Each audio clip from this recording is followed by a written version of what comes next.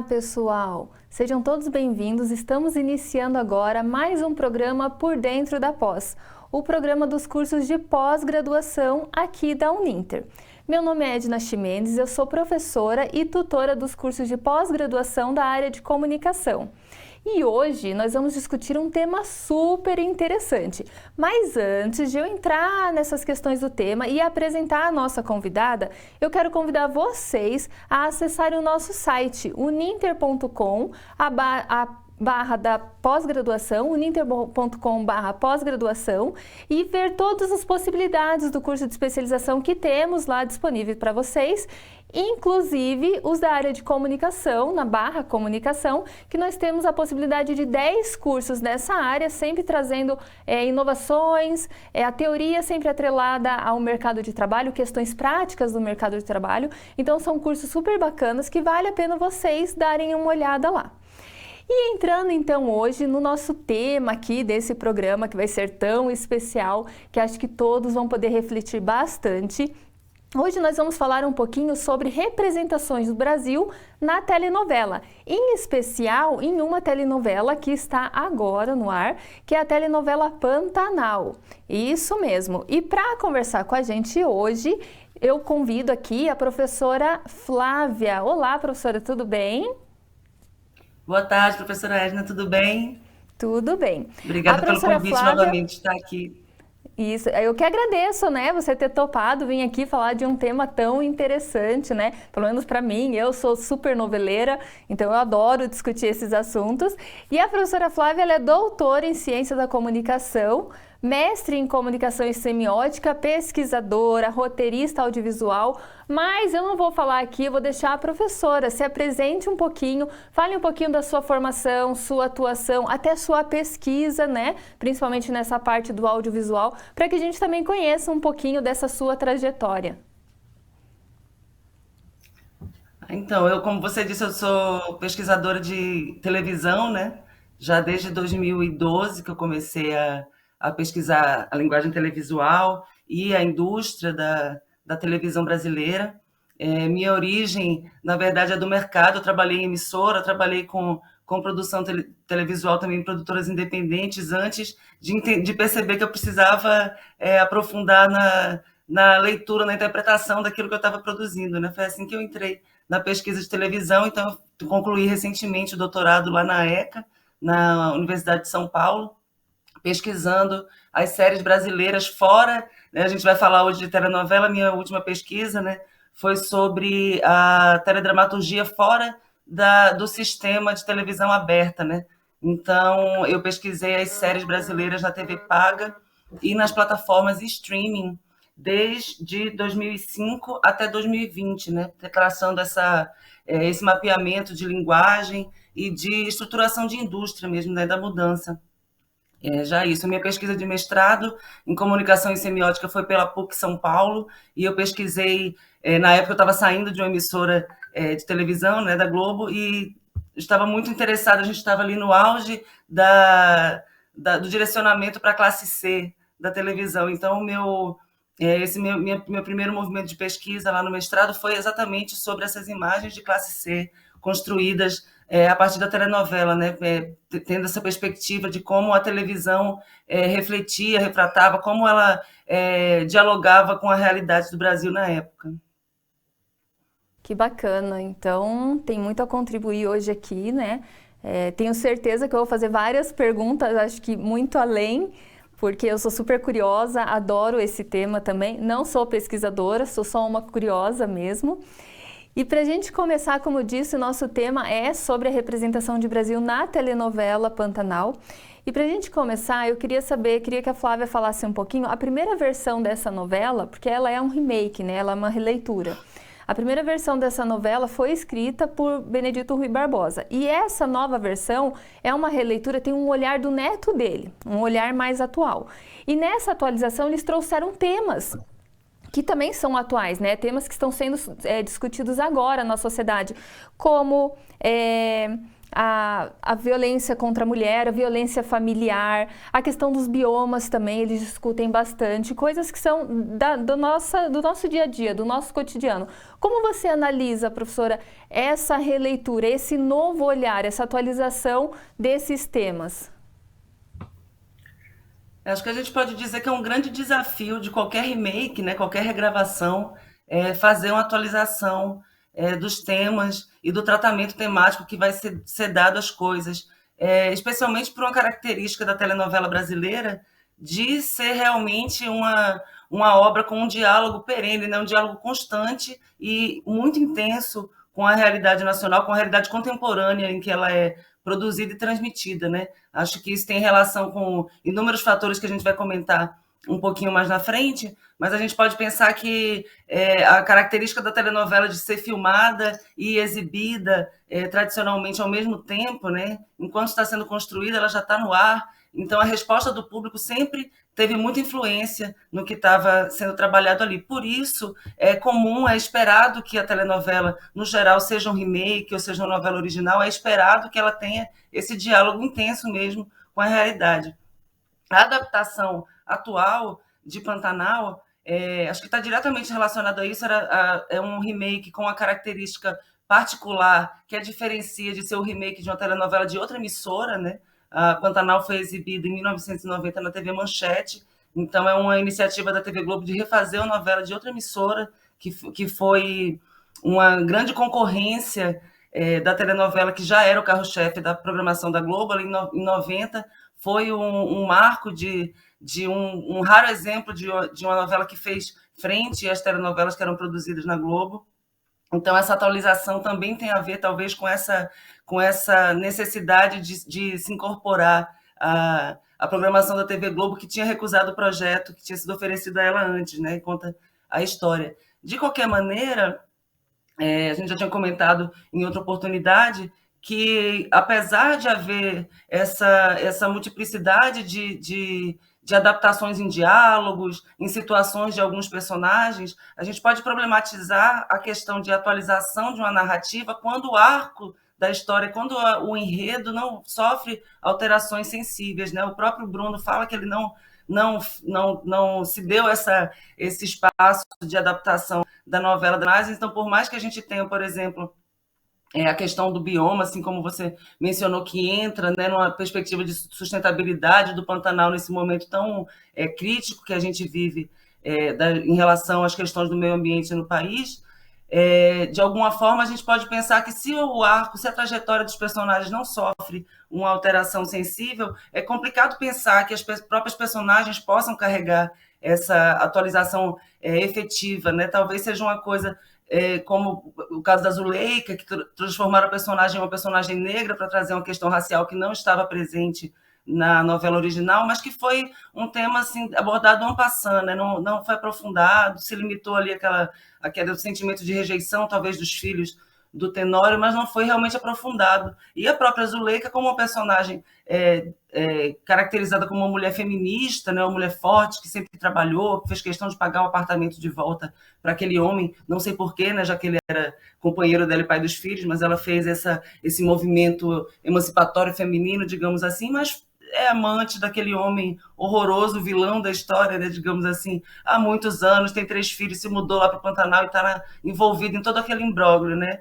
Eu a cito porque talvez seja a personagem que mais nos dá um desconforto, né? Quando a gente pensa, tratam da violência contra Maria Bruaca, aquela mulher submissa, etc., ainda se tem um tom do Brasil arcaico, né? A Maria Bruaca é uma mulher ligada ainda a esse Brasil que não, digamos, não evoluiu socialmente em alguns comportamentos, e essa outra mulher dele vem de uma cidade grande e ainda assim é incorporada nesse ambiente. Então, acho que a gente pode ver com uma certa cautela todas essas atualizações, apesar de muito bem-vindas, principalmente na questão da exposição inevitável das mudanças que o Pantanal sofreu nos últimos 30 anos, né? Se comentou muito a diferença das paisagens, da novela de 1990, cheia de água, e as paisagens agora vazias, né? Com um problema sério de assoreamento, de seca na região. Os incêndios também foram tratados lá, né, com com uma cena forte lá com o Velho do Rio, essa representação da ligação com a natureza, do convívio. Com certeza essas autorizações são bem-vindas, apesar de ainda poderem terem tido mais, talvez, impacto nessa relação dos personagens com a sua própria trajetória, né? Eu ia até mencionar você falando que realmente eles não aprofundam, né? E até citar isso quando você estava falando. A gente vê que não tem esse aprofundamento da temática, mesmo quando a agressão familiar ali, né? Quando a Maria Bruaca se coloca como submissa e não quer ir atrás dos seus direitos, toda essa questão. Mas mesmo que de forma superficial, a gente acha que não, que a informação já está aí de outra forma, já está mais acessível, mas muitas pessoas ainda assistem a novela e buscam ali uma reflexão, né? Ela tem quase que uma função social de trazer esses temas para que as pessoas reflitam e até de certa forma se informem, né? Você pode ir atrás de um advogado, você tem os seus direitos, falam muito de direito da mulher, então de uma forma superficial, mas que de repente dê aquele, sabe, aquele salto nas pessoas, falam, poxa, existe o direito da mulher. Então, mesmo numa sociedade tão atual, tão tecnológica, pelo menos assim, olhando ao redor, não estou falando em dimensões, não pesquiso isso, então não vou falar em dimensões do país como um todo, mas eu vejo que muitas pessoas ainda veem na novela e a partir daquilo trazem argumentos para conversar sobre o tema. Então a novela, ainda que de forma superficial, ela tem essa função, parece que meio social mesmo, né? Independente da emissora, independente de qualquer coisa, as pessoas confiam naquilo que está passando. Então é superficial, né? Não sei se você concorda, mas é superficial, mas é uma coisa bastante até perigosa, né? Tem que cuidar como você vai abordar ali, porque muitas pessoas tomam aquilo como real verdade e aquilo que vai servir para reflexão.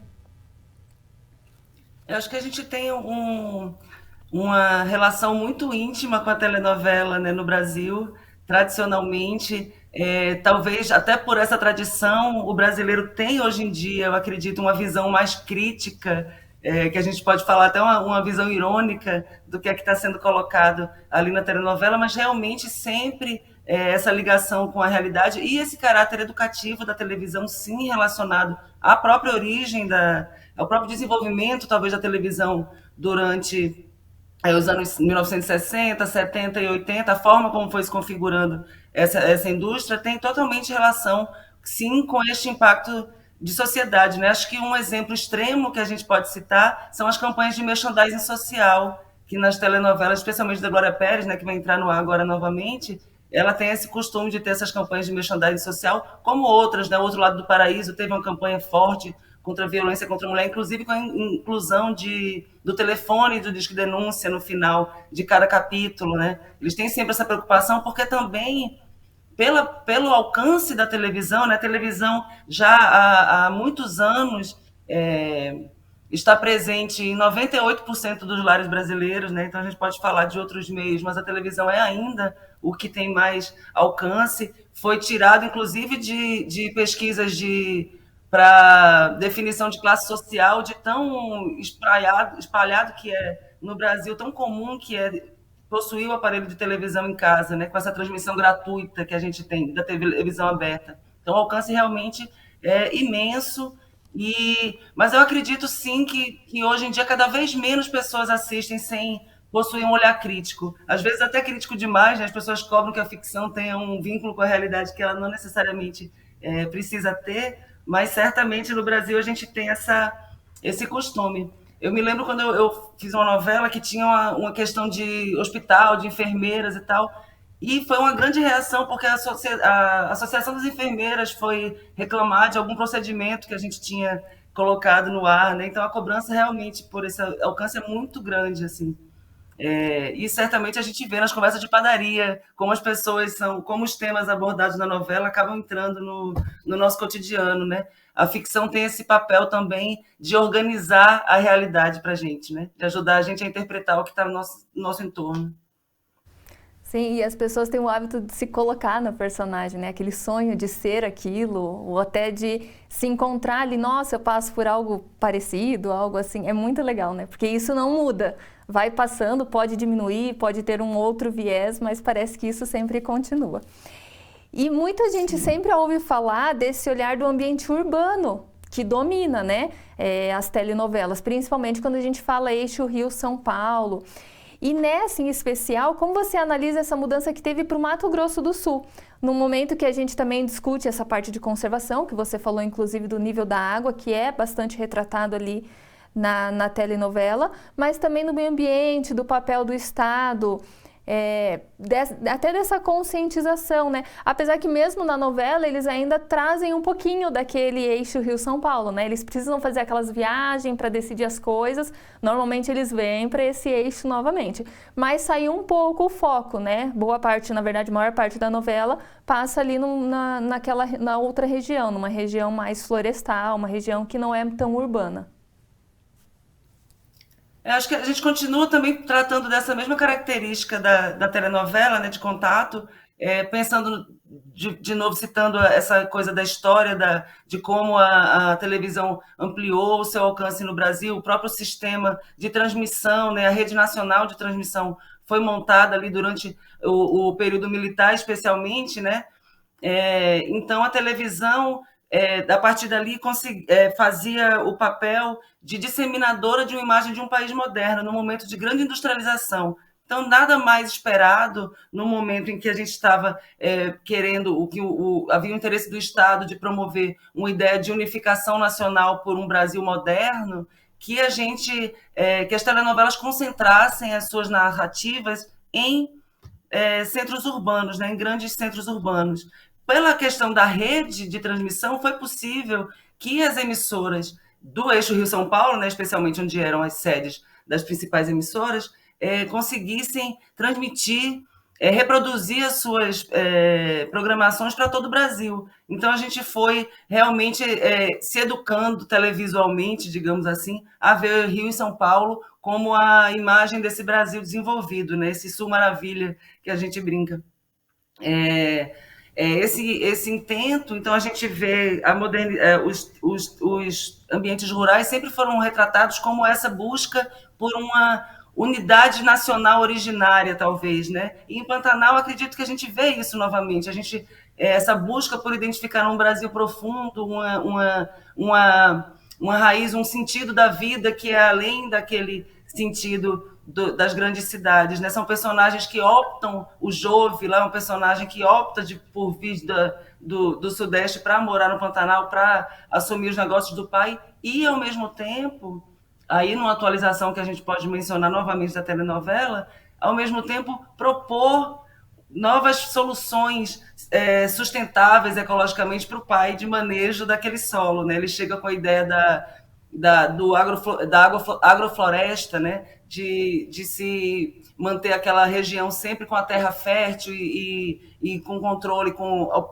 funções de controle de desgaste de solo, de incêndio. Então, o Jove chega nessa nova versão com outras perspectivas. Eu estava vendo um comentário, não lembro mais quem era o crítico agora, mas era fazer uma ação sobre como na década de 90 o Tenório e o protagonista se rivalizavam, porque um era um produtor, ele fazia daquela terra produtiva para o Brasil, enquanto o Tenório era um especulador.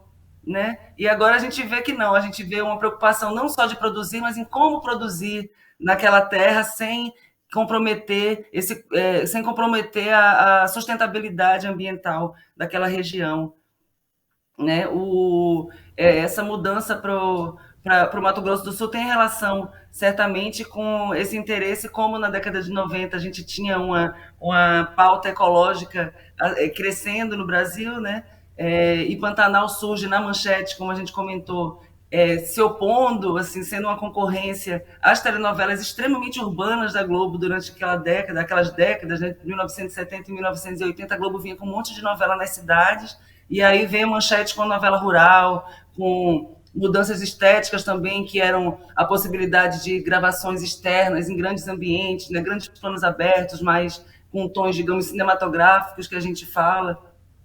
Acho que da mesma forma que em 1990 a gente tinha uma relação com essa necessidade do brasileiro, do país, né, o movimento do país em busca de soluções ecológicas, hoje a gente pensa nessa necessidade do Brasil de se reencontrar com pautas que estão sendo críticas para a gente no presente, né? E é legal que esse eixo Rio-São Paulo, como você falou, né, representa essa tecnologia e antes, na década de 90, era esse boom, porque era o sonho de todo mundo, né? Participar, eram pessoas, sempre foram, né, pessoas bem-sucedidas, aquela realidade que de repente nem era exatamente a realidade ali, aquele dia a dia, aquele cotidiano tão gostoso, tão rico, né, tão badalado, que não é a realidade, a gente sabe que não é a realidade ali cotidiana de São Paulo e Rio, mas realmente dá essa quebra por essa escolha. Foi o que você falou, muitos dos personagens, não só o jovem, mas a família dele, né? A avó, a tia, eles optam por morar lá. Aqui é a nossa vida, é aqui que eu quero construir, é aqui que eu quero me desenvolver. E largam todo aquele luxo, aquela badalação que tinham nos grandes centros ali. Então, realmente é muito bacana essa quebra um pouquinho, né? A Globo não fez isso na década de 90, como você disse, negou o projeto, mas de repente traz agora numa era até um pouco mais avançada do que era na época. E E a podemos gente ficar vê também, por falando... exemplo, Pode falar, professor. desculpa. Não, a gente vê, por exemplo, no intervalo comercial, uma propaganda daquele Agropop da TV Globo, né? A gente vê como a intenção de promover essa novela agora tem relação com toda uma movimentação econômica, enfim, que circunda, né? Toda a produção artística tem relação tanto com o horizonte histórico, né, que está sendo feito, com a herança do gênero, né, da telenovela, dos gêneros que a gente dialoga, e também com esse contexto de produção, né? Acho que um exemplo que eu estava relembrando sobre como esse contexto de produção é relacionado e implica na narrativa que a gente assiste, né, é a questão dos personagens que na década de 90 foram retirados pelo Benedito Rui Barbosa por questões contingentes, né, atores que precisavam ser dispensados, atores que estavam se desligando da telenovela e que nesse remake são mantidos, né? Essa retirada dos personagens foi mantida, apesar de agora não ser mais necessário. Então a gente vê as séries que a gente, sei lá, Grey's Anatomy, a gente assiste e fica sabendo, mataram aquele ali porque o ator queria sair. Aquela personagem saiu porque a atriz estava querendo fazer cinema. A gente está acostumado já com esse diálogo, mas a gente vê como esse contexto de produção vai ter marcas realmente profundas na dramaturgia, né? Quando a gente vê um remake sendo feito e que, apesar de não responder mais a esse contexto de produção, a narrativa, aquela fábula ficou marcada pelo que aconteceu naquela época, né? No momento em que aquilo foi escrito. Isso também é uma perspectiva interessante para a gente pensar no remake, voltando lá à primeira pergunta que você tinha feito. Sim, e antes de continuarmos falando disso, vamos para um intervalo bem rapidinho e a gente já volta discutindo muito mais sobre as telenovelas.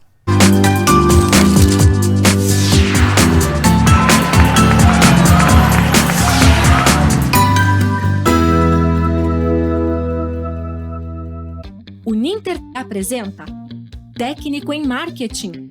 Quem trabalha com marketing do Brasil é Mercadol. Conheça o melhor curso profissionalizante da sua área aprovado pelo MEC. Aprenda com professores reconhecidos e escolhidos a dedo. Meu nome é professor Sérgio. Nós vamos conversar agora ao longo das nossas aulas para tentar entender um pouquinho acerca desse saber tão importante, desse conhecimento tão importante do que é o marketing. Com a metodologia exclusiva, mais efetiva e mais divertida. Gosto muito que ele fala assim, faça ou não faça.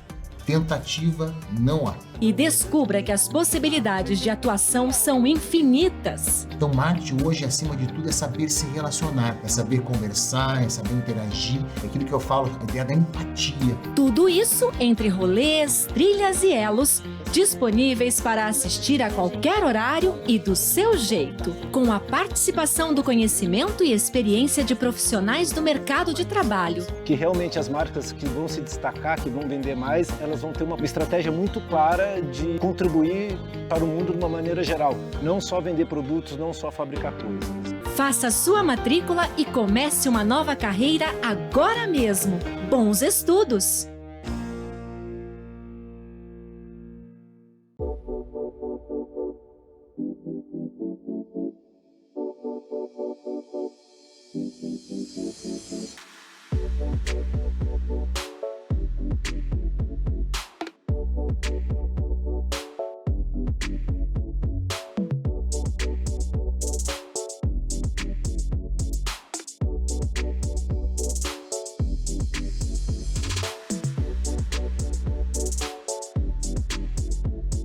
Uninter.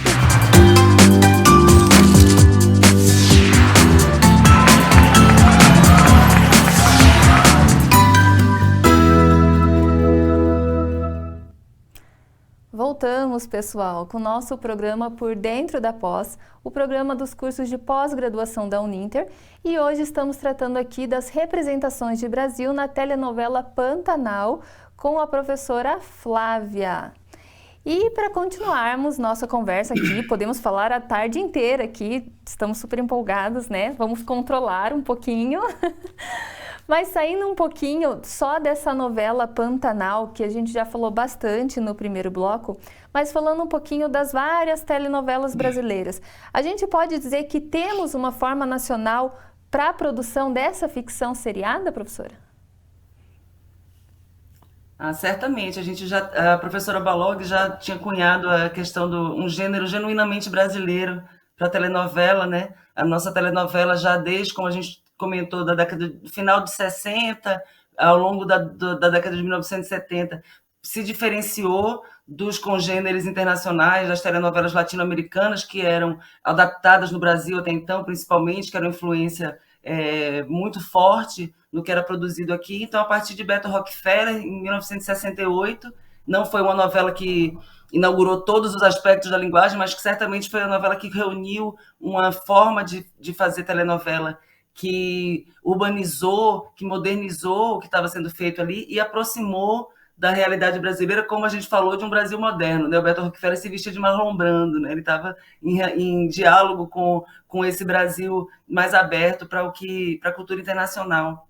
Então, a partir deste momento, a gente tem um desenvolvimento de uma linguagem de telenovela realmente mais, como a gente falou, mais em diálogo, mais em costura com a realidade própria do Brasil, né? Com personagens que são parecidos com o nosso vizinho, parecidos com nós mesmos, como você falou, né? A gente tem essa identificação com as personagens em temas que são como no que a gente citou do merchandising social, ou como em comentários de personagens a respeito de assuntos, de pautas que estão no telejornal, né? A gente tem essa presença da realidade contemporânea, faz parte dessa linguagem original brasileira da telenovela. É só pensar em telenovelas mexicanas mais tradicionais que a gente tem na lembrança, né? Como elas não têm quase sinais da rua, né? Sinais das cidades onde aquilo se passa. São histórias realmente centradas naquele drama só humano, e as novelas brasileiras sempre têm essa ampliação para o que a gente tem no nosso entorno, além da multiplicidade de personagens, enfim, outras questões estruturais e de construção narrativa que a gente pode citar também, que são características nossas. A minha pesquisa no mestrado foi sobre classe C na televisão, né? A gente estava num momento ali de grande popularização desse conceito, né? de uma ideia de uma ascensão de uma nova classe média, até que se falava né? O próprio Gessé Souza, quando fala disso, ele fala que a gente está falando sobre um momento, né? A gente não pode falar de uma coisa que seria eterna, que era realmente um momento que a gente estava vivendo no Brasil, em que o crescimento de poder aquisitivo das camadas mais pobres da população realmente impactou não apenas no poder de compra deles, como no interesse dos meios de comunicação de se comunicar com eles, de representá-los, né? Acho que é um grande exemplo de como as telenovelas vão se adaptando para estabelecer diálogo com o público a cada momento, né? E nessa época a gente teve a novela das Empreguetes, depois teve a novela que se passava em favelas, a gente teve 3 novelas seguidas ambientadas em favelas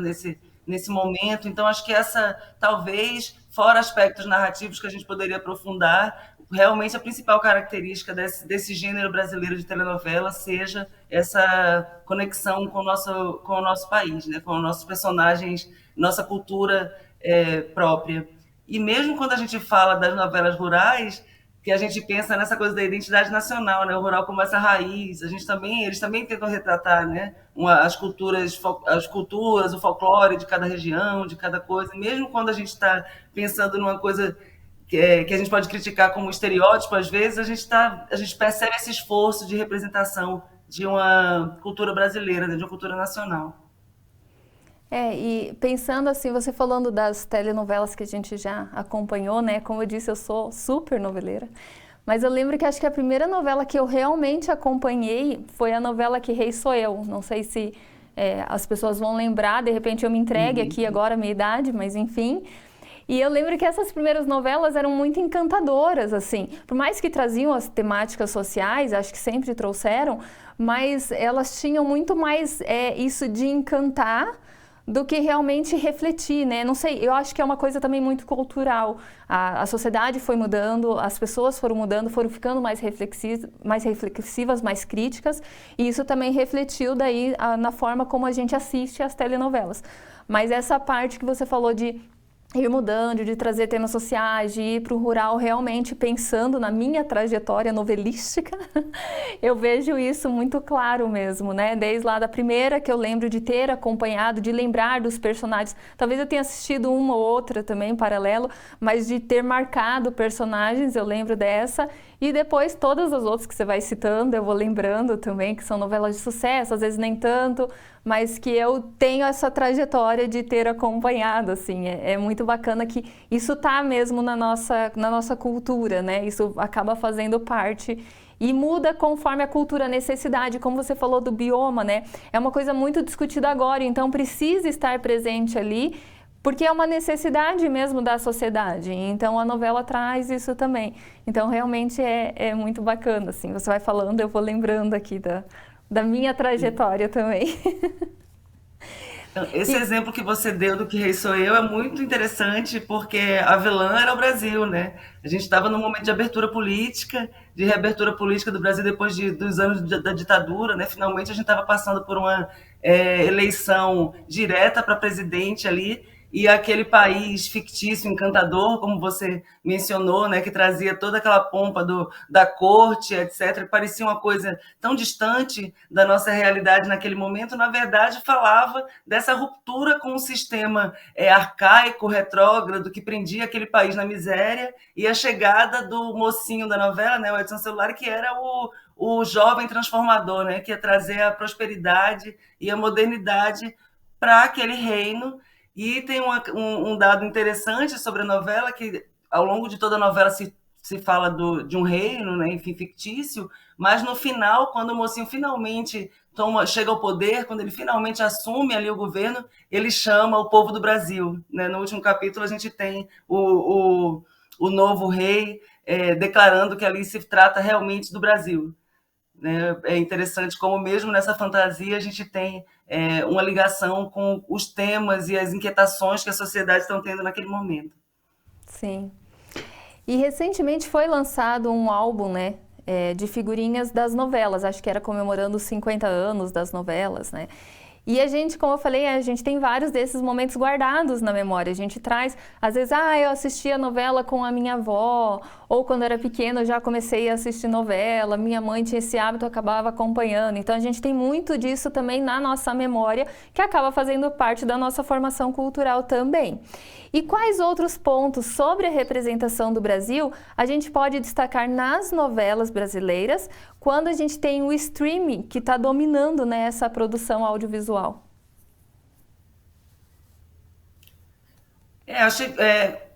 Como eu mencionei, né, a televisão ainda é o meio com maior abrangência aqui no Brasil, né? Talvez até essa ascensão do Pantanal entre o público jovem seja uma demonstração de como a televisão está presente, né? Como é um fenômeno, óbvio, que destoa de muita coisa, mas mesmo num contexto de 2 telas, 3 telas até, né? Em que a interação com as mídias mudou tanto, o público jovem se aproximou de Pantanal exatamente utilizando essa interação, né? Pantanal é super comentado no Twitter, comentado nas redes sociais, ela está integrada a isso. E a gente pode pensar também que as plataformas de streaming, sim, são espaços em que estão se abrindo para a produção, né? A gente tem produções específicas para o streaming brasileiro, de plataformas de produções nacionais, originais, no streaming brasileiro desde 2016, a gente pode mencionar, da 3% da Netflix, e a partir dali a gente tem desde 2018 a gente tem todos os anos lançamentos, por exemplo, de séries brasileiras em alguma plataforma de streaming, né? Primeiro Netflix, Globoplay, agora a gente vai ter HBO, Amazon, todas estão começando a investir nesse conteúdo nacional. Porém, além de ter uma forte questão da própria, como eu falei, do contexto de produção dessas obras, né? Essas obras são produzidas num contexto de internacionalização de negócios, internacionalização de públicos e de trocas de gêneros, formatos e textos intensificados entre os países. Então, a gente pode observar, mesmo nas plataformas com produções nacionais, um diálogo muito mais intenso, talvez, com produções, temas e gêneros que a gente vê sendo populares em produções norte-americanas, por exemplo, ou de outras regiões do mundo, né? A televisão ainda talvez guarde como a gente estava falando do gênero genuinamente brasileiro, né? Guardam características mais próprias, né? Mais autóctones até, a gente podia falar, do que o que a gente vê no streaming. E além de que o alcance, como eu disse, do streaming é um micronicho, né? Cada pessoa vê o que quer, enfim, não tem uma telenovela de pior audiência agora, que é aquela Cara e Coragem, estava tendo 5 milhões de aparelhos ligados só em São Paulo, entendeu? O que é que a gente pode, como a gente pode questionar a importância disso, né, para representação, para a forma, para as imagens que o brasileiro consome, talvez, né, de como é representada. E lembrando de streaming, assim, nesses últimos anos a gente viu, né, pelo menos eu notei, esse crescente consumo das séries.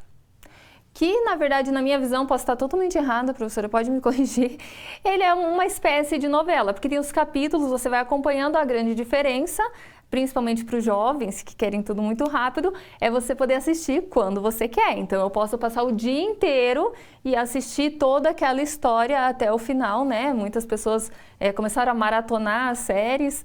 E eu achei que isso ia ser, na minha opinião, né? Eu achei que ia ser uma tendência que ia acabar... as novelas já tinham, né, baixado um pouquinho assim, a audiência, os jovens têm essa necessidade das coisas mais imediatas, muito mais interativas. E aí as séries surgiram como uma grande alternativa, assim, né? Como um boom mesmo.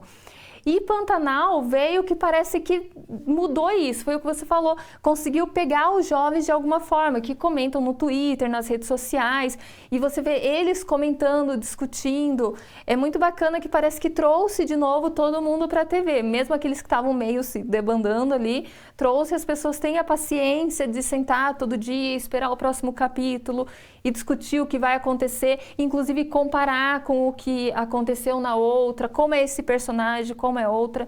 E acho que muito disso foi por causa desse remaker. E agora estão anunciando, né, outros que vão, acho que deu certo, e eles estão fazendo, acho que até um que eu vi que anunciaram foi da Viagem, né, da novela A Viagem, que eles vão fazer, acho que para lançar em 2024, que é quando a novela faz 20 anos da última transmissão, que também foi um sucesso.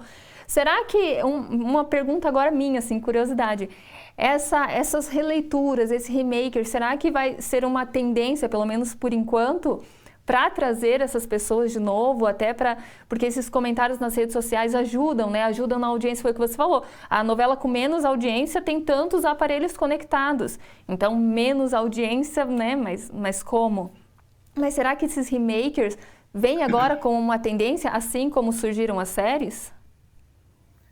Acho que a televisão vive o encantamento da repetição, né, do conhecido. Então, os remakes, como a gente pode lembrar também das adaptações de literatura, adaptações que a gente vê também comuns, principalmente em minisséries, na Globo, né, especialmente,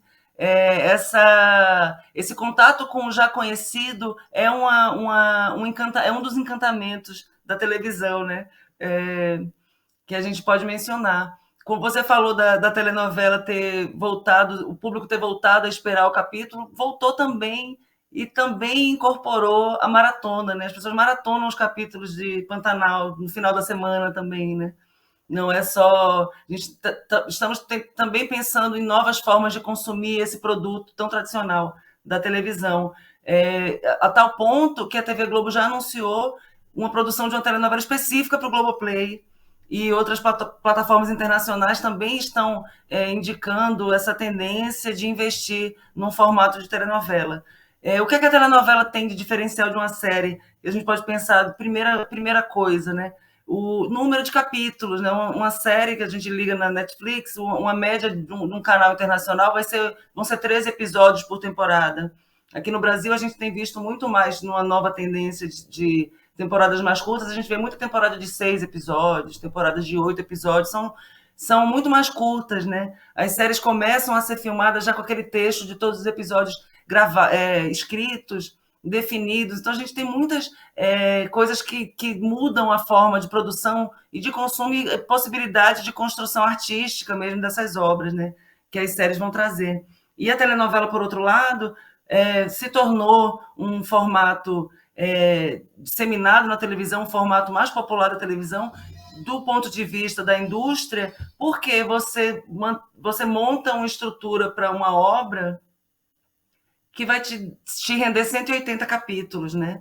Numa série, para você fazer cada temporada, você vai montar uma estrutura para fazer 6 capítulos. Entende? Você ocupa muito menos grade, né? A televisão tem essa voracidade, né, de consumo diário, tem que ter programação 24 horas por dia, né? Nas últimas décadas, a gente tem essa televisão 24 horas.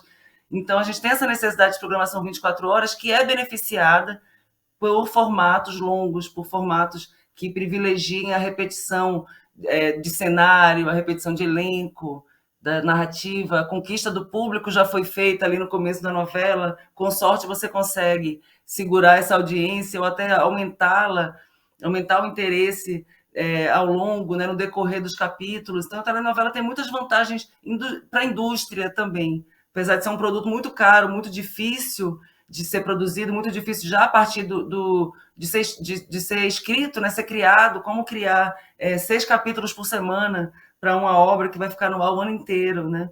Mas certamente é um formato que eu acredito, acho que a aposta atual, assim, que eu tenho sentido é de que a telenovela vai ganhar mais espaço, ou a telenovela ou formatos mais longos de narrativa seriada, né, também. Vai ganhar mais espaço nas plataformas de streaming também. Bacana, professora. E nós estamos quase chegando ao final aqui deste programa.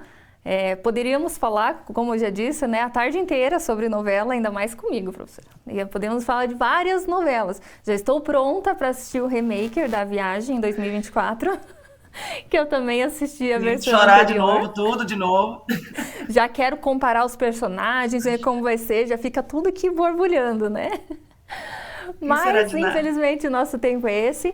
E eu queria deixar primeiro agradecer mais uma vez, professora, antes de a gente finalizar, você ter agradecido, trazer todo esse conhecimento, você ter topado vir falar um pouquinho com a gente dessa sua pesquisa, de todo esse cenário também, que é tão interessante e tão discutido, né? Todo mundo tem falado na panificadora, em todos os lugares. Então, deixar um espaço aqui para as suas considerações finais, alguma indicação, alguma coisa que você queira colocar aqui para quem está nos assistindo. Muito obrigada novamente, um prazer estar com você de novo, falando ainda de um tema tão caro, né, como o papel da televisão como construtora de imagens sobre o Brasil, nessas imagens que a gente consome. Acho que é um tema muito interessante. Eu tinha para outra conversa separado 2 links que aqui a gente nem ia falar, mas eu vou citar porque eu acho que para quem tem interesse nesse assunto dessa importância, refletir sobre como a telenovela representa as nossas questões nacionais, tem um documentário já antigo chamado A Negação do Brasil, que é do Joel Zito Araújo, sobre as representações do negro na telenovela, né? Como os personagens negros foram sendo representados pelo tempo e algumas mudanças no perfil deles ao longo da história. Acho que vale a pena, é um documentário que dá muitos insights para a gente, muitas noções de como funciona de como a telenovela, na verdade, é impactada pela demanda da sociedade, né? Porque essas mudanças de representação são sempre mudanças que vão responder a questões que a gente está em discussão na sociedade. Muito obrigada, professora. Eu que agradeço, professora. Obrigada mesmo por toda a contribuição, pela indicação final. E nós estamos quase encerrando aqui. Antes de finalizar o programa, quero mais uma vez convidar vocês que estão aí a conhecer os nossos cursos de pós-graduação, uninter.com/pós-graduação, em especial os 10 cursos da área de comunicação que nós temos lá também na aba Comunicação. E além disso, nós temos também disponibilizado diversos conteúdos das diferentes áreas da pós-graduação na nossa página do Facebook, Pós-Graduação Uninter, e também na nossa página do Instagram, @pós-unintercomunicação, onde eu e o professor Clóvis, que é coordenador dos cursos de pós-graduação aqui da Uninter, da área de comunicação, a gente desenvolve diversos projetos trazendo várias discussões de temas na área da comunicação, temas atuais do mercado de trabalho, trazendo professores, indicações de obras. Então acessem lá, são conteúdos bem bacanas e que valem a pena. Então, eu vou ficando por aqui, um forte abraço a todos e até o próximo programa.